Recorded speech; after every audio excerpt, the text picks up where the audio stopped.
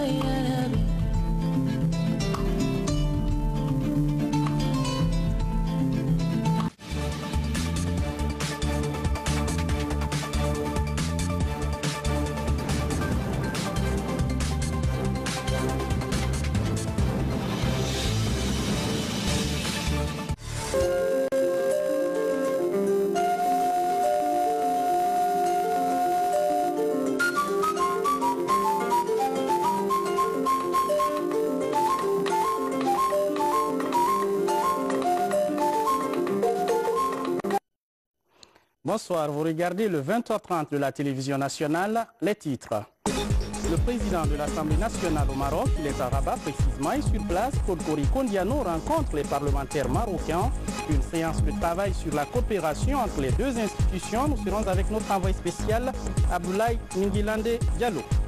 On va s'arrêter à Kindia, la cité des agrumes, qui relance la culture de l'ananas, une initiative présidentielle avec l'implication de jeunes entrepreneurs. Un atout, ce sont les nouveaux gentlemen de l'agro-business. Qui sont-ils? Nous sommes allés à leur rencontre.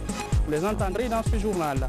Et puis nous irons à Sanguiana, à Kouroussa, où la lignée des Camara s'est retrouvée récemment. Le vestibule du village est rénové et officiellement remis au patriarche. Une initiative présidentielle pour conserver les pratiques de nos anciens. On ira faire un tour sur ce site avec notre équipe sur place.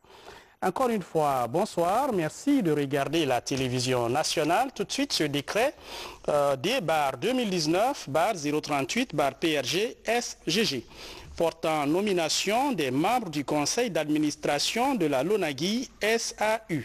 Le président de la République, vu la Constitution, décrète. Article 1er. Sont nommés membres du conseil d'administration de la Loterie nationale de Guinée, LONAGUI SAU, les personnalités ci-après désignées. Président du conseil d'administration, M. Ibrahima Khalil Konaté, ancien ministre. Membre, Mme Oumou Kamara, ancien ministre. Commissaire Mangadi Sila, en service au ministère de la Sécurité et de la Protection civile. Monsieur Jean-René Camara, ancien ministre. Monsieur Bandian Traoré, en service au ministère des Sports, de la Culture et du Patrimoine historique. Monsieur Yacouba Sissé, en service au ministère des Postes, Télécommunications et de l'économie numérique. Monsieur Moussa Sissé, en service au ministère de l'économie et des finances. Représentant des parieurs, Madame Massiri Bangoura. Représentant des opérateurs économiques, Monsieur Mamadou Antonio Soare, PDG de Guinée Games. Article 2. Les membres du Conseil sont nommés pour un mandat de 3 ans renouvelable une fois. Article 3. Le présent décret prend effet à compter de sa date de signature et sera enregistré et publié au journal officiel de la République. Conakry le 29 janvier 2019. Professeur Alpha Condé. Direction Palais Sékou Touré pour commencer. Le chef de l'État a reçu ce mardi en audience une délégation gouvernementale de l'Espagne. La mission est conduite par le ministre espagnol de l'Intérieur. Au menu de l'entretien, la question de l'immigration, mais pas seulement. Compte rendu Sanassi Keita. Introduit au Palais Sékou Touré par le ministre de l'Administration du Territoire et de la Décentralisation, le ministre espagnol en charge de l'Intérieur et de la Sécurité, en compagnie d'une forte délégation, est venu discuter avec le président de la République du renforcement des relations d'amitié et de coopération entre Conakry et Madrid. Plusieurs questions importantes ont été à cet effet évoquées, notamment la sécurité et l'immigration. Fernando Grande Marlaska n'a pas manqué d'exprimer toute sa satisfaction de voir le président Alpha Condé afficher une volonté sans relâche pour renforcer et diversifier les relations d'amitié et de coopération entre les peuples guinéens et espagnols. Al presidente de Guinea-Conakry, Monsieur le ministre a tout d'abord remercié d'avoir été reçu au nom du gouvernement espagnol et de lui-même comme ministre de l'Intérieur, d'avoir été reçu par le président de la Guinée. Il se montre très honoré par la qualité humaine et la profondeur des connaissances du président, de la situation de la réalité bien sûr de l'Afrique, mais aussi de l'Europe et du besoin qu'il y a de renforcer la coopération entre l'Afrique et l'Europe. Il y a bien sûr un besoin d'approfondir cette coopération d'une façon intégrale, de chercher les intérêts communs, incluant le contrôle des flux migratoires, mais sans oublier l'appui nécessaire qui doit être donné au développement des pays d'Afrique qui ont ces jeunes qui sont touchés par ces flux, ces jeunes qui bien évidemment représentent le présent et le futur de nos pays. L'Europe veut aussi être coopérée dans ce but commun de chercher des intérêts là où les deux parties puissent avoir pour renforcer la coopération. Et puis, le journaliste espagnol a demandé au sujet de la commission mixte qui est prévue dans la convention qui sera rubriquée à la suite lors de la rencontre des ministres, du ministre de l'Intérieur de l'Espagne et du ministre de la Sécurité et de la Protection civile de la Guinée. Et le ministre a répondu qu'effectivement, il y a déjà une convention qui unit l'Espagne et la Guinée sur les questions migratoires, mais que l'on a voulu renforcer et ajouter, complémenter cette coopération migratoire avec une coopération au sens large pour la sécurité de nos deux pays.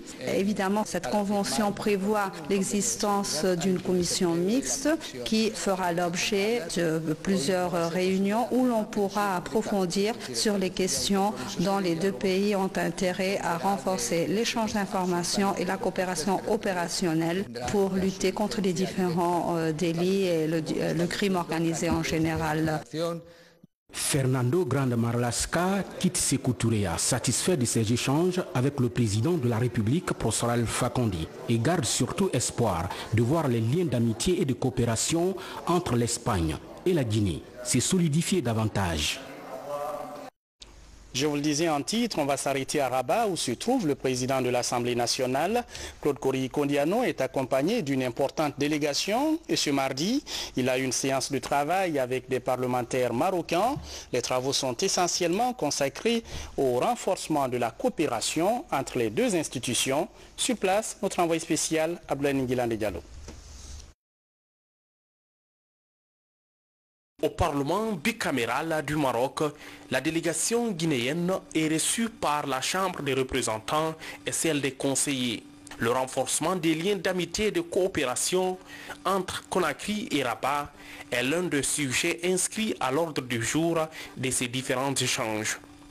Des sujets qui permettront non seulement de favoriser l'intégration de peuples, mais aussi de cimenter la coopération parlementaire entre nos deux pays.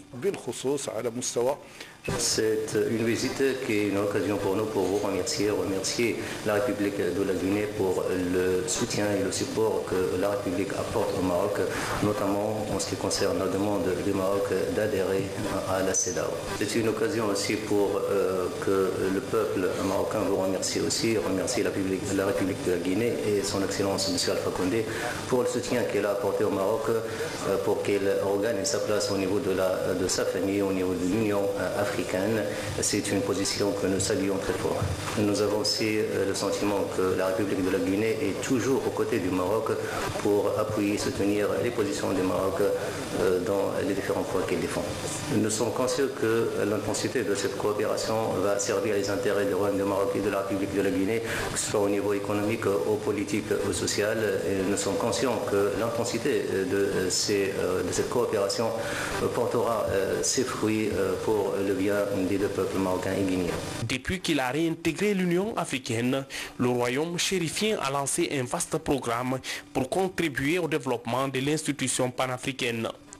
Il compte sur des pays amis comme la Guinée. Par la voix de l'honorable Claude Kory Kondiano, le soutien du peuple guinéen est ainsi réitéré au Maroc. Nos deux institutions, pour la part qui nous concerne, c'est-à-dire l'ensemble des députés de l'Assemblée nationale de Guinée, gagnerait pour notre institution à avoir une solide coopération.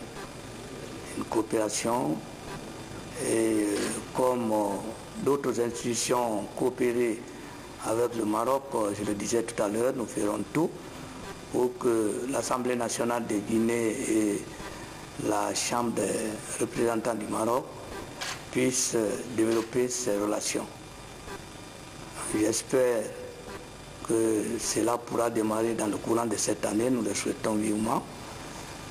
Et nous continuerons à nous battre sur un autre point, au point des relations, n'est-ce pas, politiques. Nous ferons en sorte que la Guinée soit toujours aux côtés du Maroc, comme nous l'avons été depuis Sékou Touré. Et nous ferons en sorte que les intérêts du Maroc, où que cela, n'est-ce pas, pourrait se trouver, n'est-ce pas, soient préservés. Les relations guinéo-marocaines remontent aux premières heures de l'indépendance de la Guinée. Les deux pays ont mené ensemble la lutte pour la décolonisation du continent et pour la création de l'Organisation de l'Unité africaine.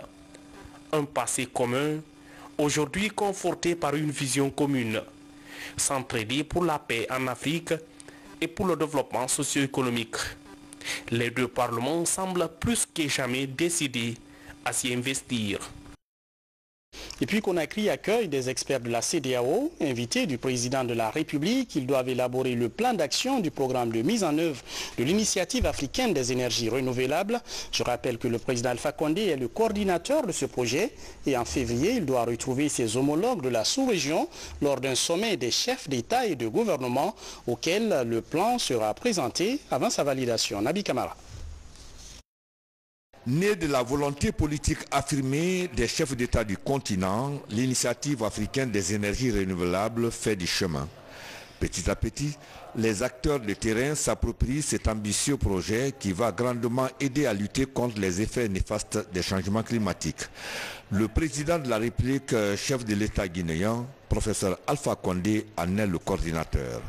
Depuis hier, il réunit à Conakry des experts en énergie de la CEDEAO pour préparer un plan d'action en vue de la mise en œuvre effective du projet. On s'attend à deux objectifs précis. Premièrement, connaître leurs attentes pour qu'on puisse essayer d'ajuster notre programme pour répondre à leurs attentes. Et deuxièmement aussi, essayer de les sensibiliser pour qu'au finish, qu'on ait des projets assez solides venant de la sous-région, des projets qui seront déposés au niveau de l'unité de mise en œuvre et après soumis au board si toutefois, bien sûr, ces projets-là répondent aux critères d'éligibilité à l'arrêt. Outre les experts en énergie, les représentants des secteurs publics et privés ainsi que ceux de la société civile prennent part à cette réunion sur l'initiative africaine des énergies renouvelables à Conakry.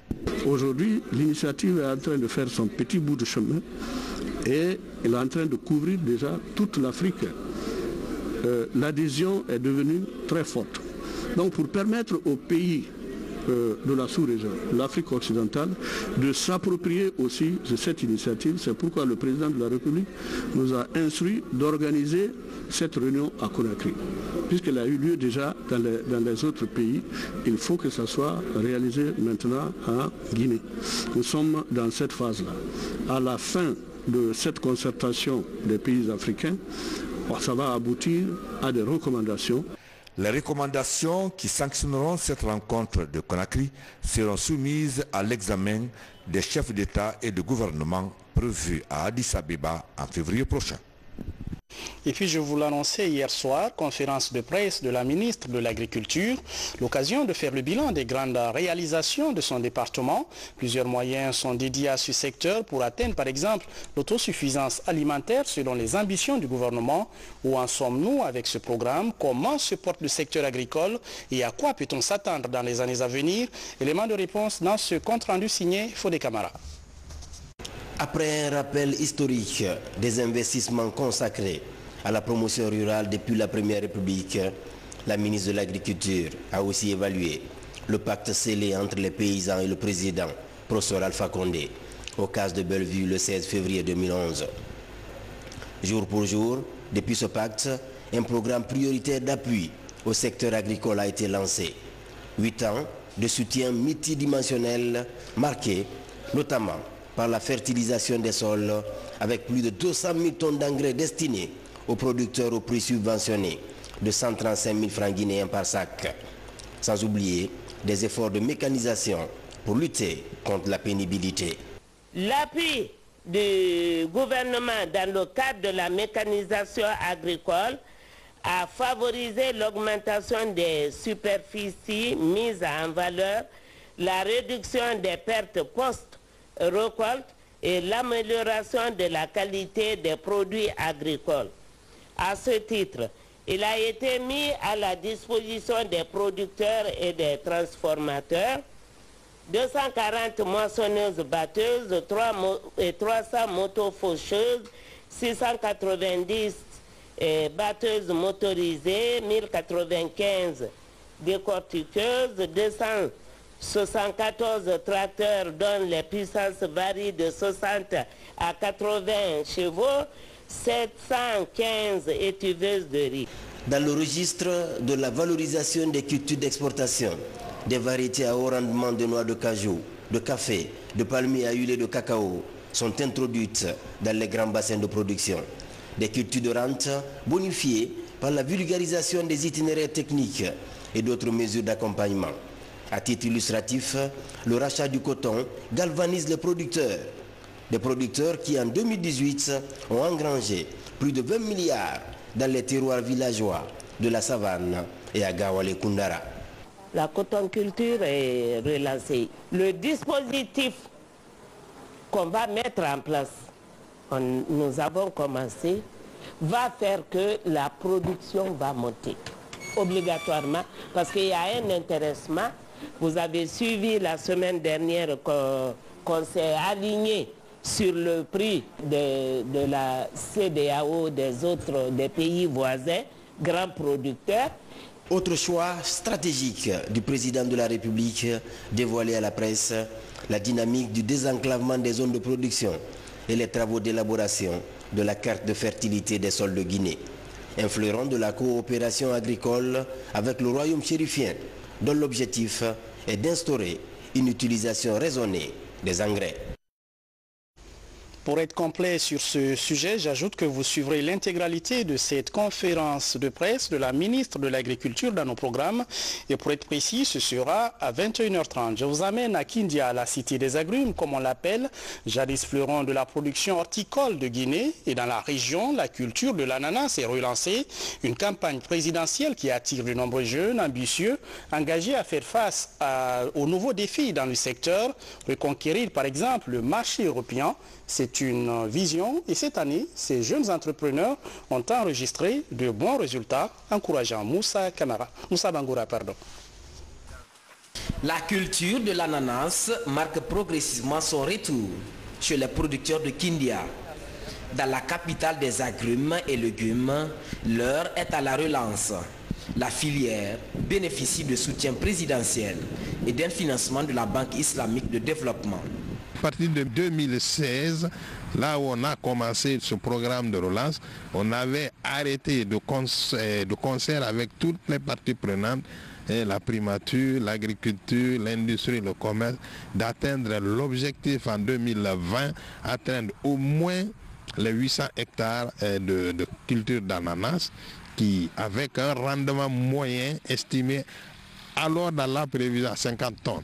C'est-à-dire en 2016, on était autour de 30 tonnes par hectare en culture d'ananas et la prévision est atteinte les 50 tonnes en culture pure d'ananas. Voilà un peu les gros objectifs qu'on s'est fixés et cela sous-tend il faut augmenter les superficies parce qu'en 2016 on était autour de 400, un peu moins de 400 et nous allons atteindre aujourd'hui, c'était l'objectif 2018, fin 2018 c'était les 600 hectares et nous estimons qu'on a même dépassé les 600. Un rendement de ananas aujourd'hui 45 à 50 tonnes, ça c'est un grand pas. Ça grande le président de la République, professeur Alpha Condé. Parce que pourquoi c'est grand le professeur? Il y a tout.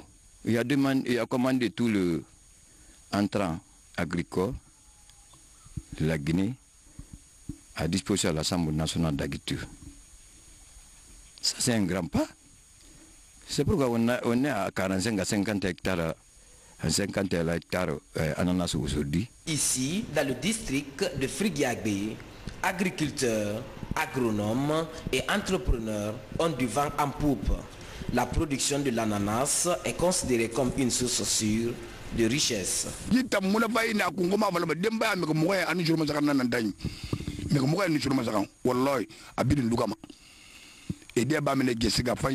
Grâce à cette culture d'ananas, nous parvenons à subvenir à nos besoins, mais aussi faire face aux problèmes de famille. Elle permet aussi de réduire l'exode rural.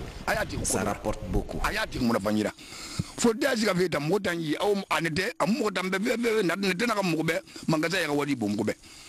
Kindia va beaucoup plus qu'avant sur le plan agricole, surtout l'ananas. Parce que quand vous prenez certains producteurs, avant la récolte, ils perdaient des fruits. Il y a des pourritures dues aux nouvelles applications des engrais. Mais grâce à l'appui de la fédération des projets, on a parvenu à corriger certaines parties pour permettre aux producteurs d'avoir de bons rendements au niveau de leur production. Avec l'utilisation d'engrais phytosanitaires et l'acquisition de petits outillages, ces paysans sont motivés à améliorer leur productivité en vue de conquérir le marché local et d'assurer une présence dans les pays environnants. Leader de la production de l'ananas avant l'indépendance, la Guinée dispose des variétés les plus appréciées au monde de ce fruit tropical. La Baronne de Guinée est un label. La relance de l'usine d'ananas pour une meilleure valorisation du produit va contribuer à accroître le rythme de culture et de revenus chez les producteurs. On va rester dans la cité des agrumes qui s'est transformée un moment en cité de violence suite à l'élection du maire de la commune. Une crise qui a paralysé cette ville cosmopolite et réputée pour son calme. Il est revenu ce calme, mais les tensions sont encore visibles. La méfiance s'installe entre les populations du Kenya qui veulent surmonter cette épreuve pour faire face au développement local de la ville. Comment tout cela se fait sur le terrain? Notre reporter Mamadou Alpha Baldé est sur place. Regardons son reportage. Terre d'accueil, Kindia est l'une des villes les plus cosmopolites du pays. De nombreuses communautés y vivent dans l'harmonie depuis des années. Une diversité sociale sur laquelle la ville entend renforcer son élan de développement. Récemment, l'installation des exécutifs communaux a engendré des troubles dans la ville et effrité le tissu social. Depuis, le calme est revenu dans la cité. Aujourd'hui, Kindia compte se tourner vers l'avenir. Un forum sur la paix est organisé par des fils du Kenya. C'est dire à Kindia, à la jeunesse de Kindia, la violence, nous ne voulons pas à Kindia. Pourquoi? Parce qu'on a été victime des événements lors de l'installation de nos maires. Et on s'est dit, en tant que jeunes de Kindia, plus jamais ça à Kindia. Et on s'est dit, on s'est donné cette idée pour rassembler toute la jeunesse de Kindia, dire non à la violence à Kindia. La rencontre se tient à la maison des jeunes. Les intervenants vantent tour à tour la nécessité et les avantages de vivre ensemble. Une occasion pour les sages de la ville de rappeler l'histoire de Kindia et de son fondateur Manga Kindi, ainsi que des 7 merveilles de la ville comme l'hospitalité, la fertilité du sol, le climat, le sport et la culture. Depuis l'arrivée du premier fondateur de la ville qu'on appelle Manga Kindi Kamara, jusqu'à son dernier fils, leur répartition dans les différentes zones de Kindia. Aujourd'hui, Kindia, la population l'a su aujourd'hui. Et également, il a expliqué aux gens que quand Manga Kindi s'est installé, il a fait appel à tout le monde. Les Soussous, en dépit des Soussous, les Fidèles sont venus s'installer, les Garankés et les Malinqués. Et depuis lors, c'est l'entente parfaite dans cette ville de Kindia. Donc ce n'est pas la politique qui va venir diviser, n'est-ce pas, les fils de Kindia. Aussi bien à Kindia et partout, qu'on sache, avant, pendant ou après les élections, nous sommes dans l'obligation de vivre ensemble. Et nous vivons ensemble, nous habitons, nous nous marions ensemble, nous faisons tout ensemble. C'est de faire en sorte que les élections soient toujours des moments de consultation, de concertation, et non pas de confrontation. Après le forum, place à la finale du tournoi interquartier sur la paix et l'unité. Le quartier Condéta en blanc est opposé à celui de la gare en orange. Au coup de sifflet final, c'est l'équipe de la gare qui soulève le trophée. Dans la joie, la foule se disperse, comme pour dire qu'en politique ou en football, après le match, le fair play doit primer surtout. Aller plus vite que les épidémies, c'est le défi que se fixe le projet PrepLine, un dispositif de gestion d'éventuelles épidémies. Des centres de riposte sont mis en place partout dans le pays pour rester vigilants. Et pour la deuxième fois, tous se rencontrent à Conakry pour analyser la capacité de collaboration multisectorielle des services, avec cette fois la participation d'une mission québécoise d'urgence et de catastrophe. Un échange d'expériences qui pourrait renforcer les capacités d'intervention des acteurs du projet PrepLine. Mariam Kamara Oumoutouré. Les cadres des départements de la santé publique, de la sécurité et de la protection civile entament 3 jours d'échange avec cette mission québécoise. Elle est venue appuyer la Guinée dans le renforcement de ses capacités de gestion des futures épidémies liées à la santé publique. Nous avons constaté que beaucoup de départements sectoriels en République de Guinée s'est organisé de façon isolée et qu'il n'y avait pas une structure de coordination qui pouvait être le chef d'orchestre pour mettre tout le monde en mouvement afin qu'on partage les données et mieux coordonner nos interventions. Donc comme dans la plupart des pays que nous avons sillonnés, ces structures existent. Et donc il m'a semblé que l'expérience de Québec, selon les explications que j'ai reçues, pouvait s'adapter plus rapidement à la situation de la Guinée. Cette collaboration permet à la Guinée de s'inspirer du modèle québécois. Le travail multisectoriel est une expérience à partager. Nous allons probablement discuter de la façon dont nous sommes organisés au Québec et voir comment certaines de nos organisations pourraient correspondre le mieux à la population guinéenne. Le Québec a un système de santé qui est aussi décentralisé, donc pouvoir permettre à la fois une capacité nationale et sur le terrain, et bien entendu impliquer la population aussi plus tard, parce que la réponse de la population est importante aussi lors d'une situation de crise. Le peuple guinéen maintenant peut compter sur un travail important de chacun de ses ministères et organismes. Si nous parvenons vraiment à élaborer les meilleures stratégies préparatoires, je crois que vraiment la riposte pourrait être appropriée et proportionnelle. Le projet PrepLine est financé par les États-Unis et est mis en œuvre par l'Organisation internationale des migrations, OIM. Il va durer 36 mois. À sa fin, un document d'analyse de capacité des services publics de lutte contre les épidémies sera élaboré. C'est officiel, l'aéroport de Conakry se dote d'un laboratoire d'analyse et de détection de faux documents. Il va servir à vérifier l'authenticité de tous les documents de voyage des passagers entrant et sortant Alpha Isiagaba. De nombreux faussaires parvenaient à passer à l'aéroport de Conakry avec des faux documents. C'est là aux grandes dames des services de sécurité. Ce laboratoire d'analyse et de détection de faux documents répond à cette préoccupation. Ici, tous les documents de voyage entrant et sortant sont désormais vérifiés à travers ces différentes machines ultra-électroniques. C'est un appui de la coopération suisse. Aujourd'hui, ça va prouver aux Guinéens qu'à l'aéroport de Conakry, il y a un véritable changement. Car ceux qui sont loin de l'aéroport de Conakry divulguent de fausses nouvelles aux gens qu'il y a des pressions que la police, la gendarmerie, la douane mènent sur les passagers. Aujourd'hui, nous avons un moyen qui nous permettra désormais de détecter les faux passeports, les faux billets. Ça veut dire que tous ceux qui ont l'ambition de traverser l'aéroport de Conakry doivent être là avec de bons papiers, avoir de la bonne monnaie en main. Si tu es arrêté, tu ne peux pas dire dehors qu'on m'a brigandé, qu'on voulait juste me retirer mon argent parce que les preuves sont là. Par cette nouvelle procédure, tous les documents de voyage, notamment les passeports, sont scannés pour différencier le faux du vrai. La nouvelle technologie devra permettre aux policiers de l'aéroport de barrer la route aux faussaires. Parce que les personnes qui voyagent, elles sont en détention les documents de voyage en main. Quand ces personnes se présentent devant nous, nous les confrontons avec les documents qu'elles possèdent. Nous avons ce qu'on appelle la reconnaissance faciale. Regardez cette figurine, il y a ce qu'on appelle le triangle de la reconnaissance faciale. Nous avons 6 zones.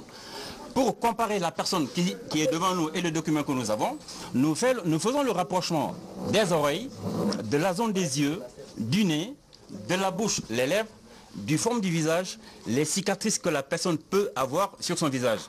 Cet appui de la coopération suisse s'inscrit dans le cadre du programme d'appui à la réforme du secteur de sécurité. Il va grandement contribuer à la modernisation du mode de travail de la police guinéenne.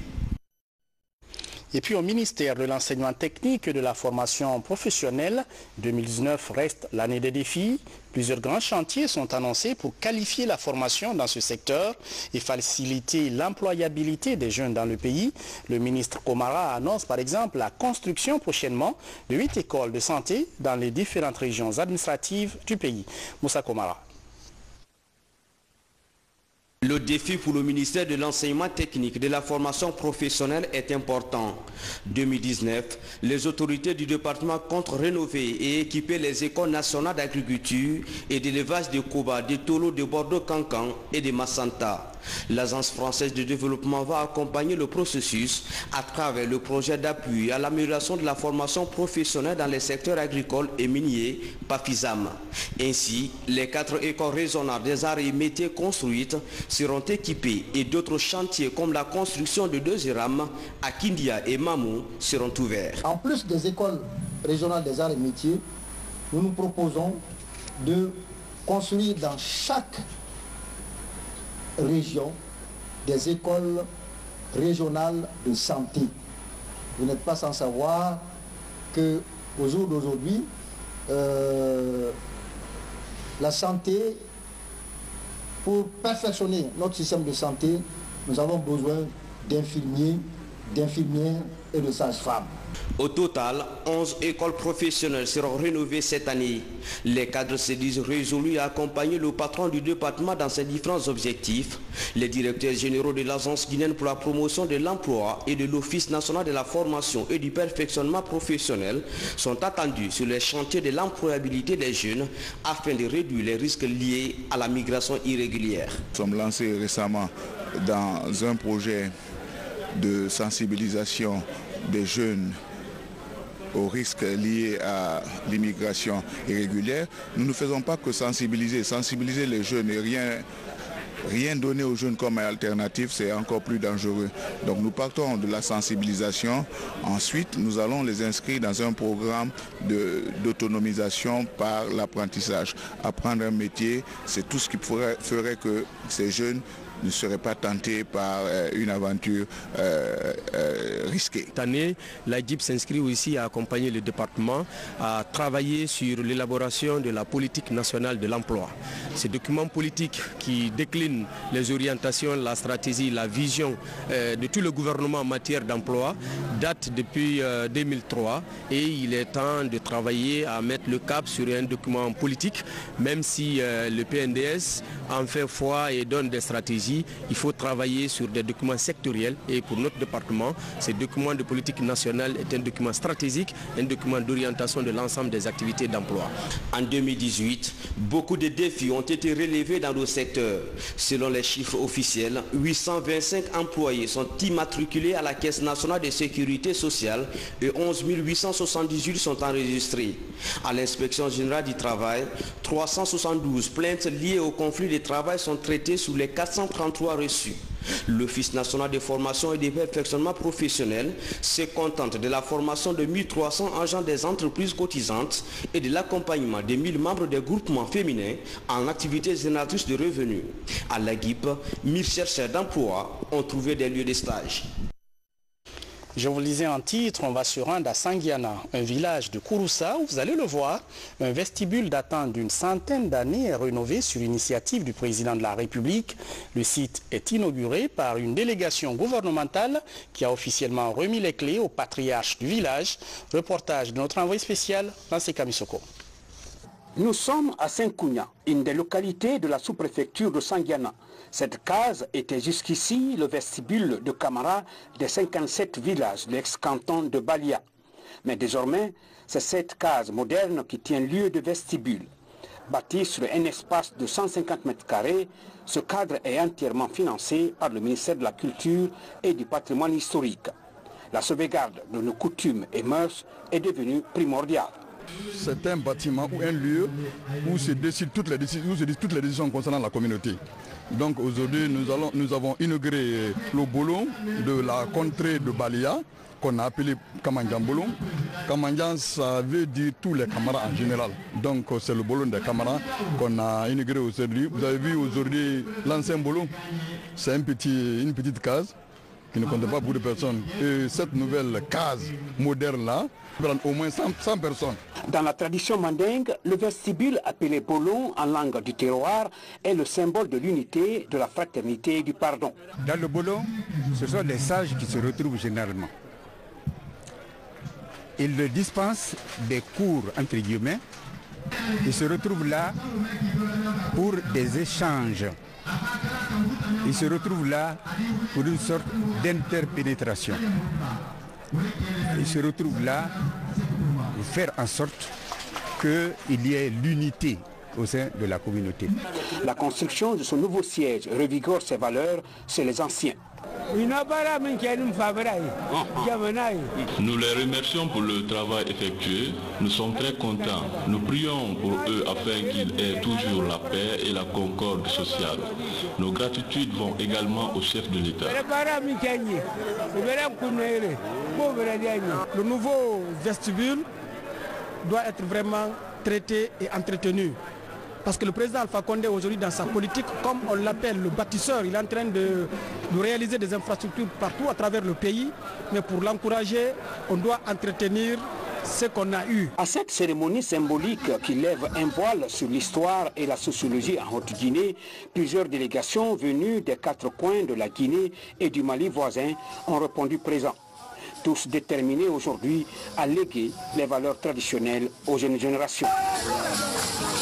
Voilà, c'est tout pour les infos. Merci de nous regarder à Kouroussa, Gawal et Bofa. Je vous retrouve demain à 20h30 pour d'autres infos. Bonsoir et restez fidèles à la télévision nationale.